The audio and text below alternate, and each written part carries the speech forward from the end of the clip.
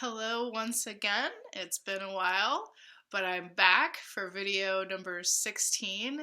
And this time we are going to discuss The Veldt by Ray Bradbury. And that's why I am in the Veldt right now. This is your last assignment for language arts, which is due June 5th. And in it, you are going to be reading a story that has a lot to do with the Veldt. And as you can see, it's what, in other words, is an African savanna, very grassy with kind of the short, stubby trees, and much wildlife, lions, elephants, giraffes, that sort of thing. And it takes a very prominent role in this story. So that is why we have it here, why I'm in the Veldt today. But also, when you're reading the story, there are quite a few things to be looking for, and it just so happens that we are living in a time right now in which Ray Bradbury would be quite interested as far as technology goes. So really be looking for in the story how it's used, and also, what you think Ray Bradbury would think today. So here are some questions for you to think about, and we are going to discuss some of these in office hours tomorrow. So this is the family of the Hadleys, and it seems like they have everything. They have the happy life home. There's nothing that they could want for at all.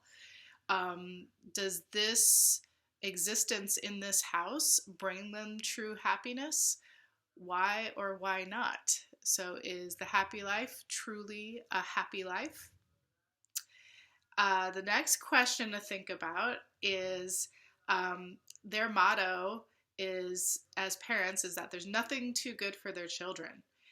Is this good for parents to have this sort of attitude? And how does it affect Peter and Wendy? How do they respond to their parents thinking that way? The next question is, it can be observed that the Hadleys have allowed the nursery to become sort of like a substitute for parents. How does this technology play a role in today's society?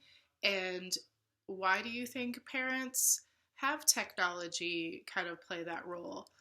Maybe from time to time, maybe more than time to time. So that's a good opinion question to think about. So a couple more things.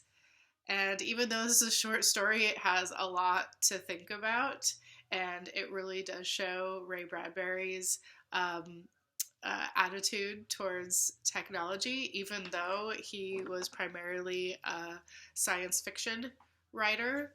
And he wrote hundreds of short stories and is most famously known for writing Fahrenheit 451, a very classic novel that you may read in high school, and I would recommend you read anytime. Okay, so the next question is, what would be your reaction if you discovered that your parents basically just decided that there was too much technology, it got out of control, and they decided to get rid of your phone, get rid of video games, even TV, everything. So what would be your reaction if they got rid of all the technology in the house? So that may sound a little extreme, but that's something that definitely plays a role in the story.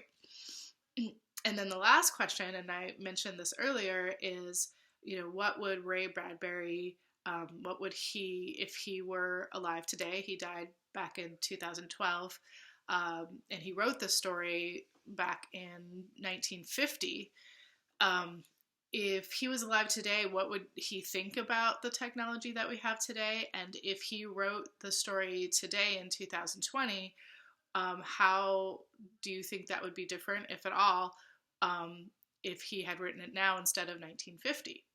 So those are some things to think about.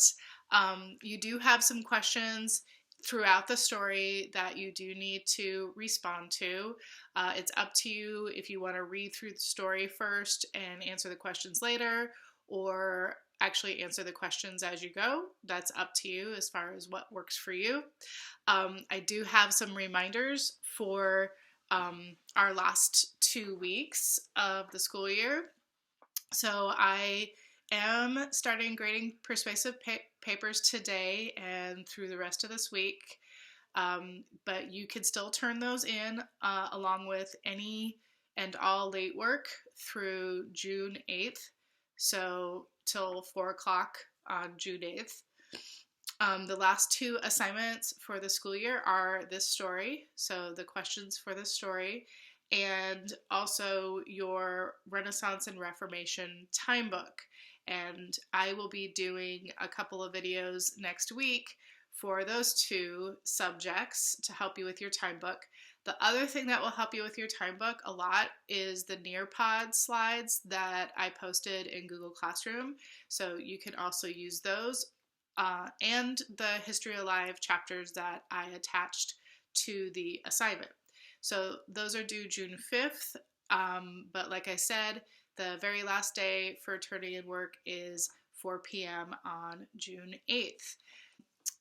Hope that you enjoy the story, The Veldt, and please join me tomorrow for office hours, Thursday, from 9 to 11 a.m. if you would like to discuss the story. So I will see you later. Bye.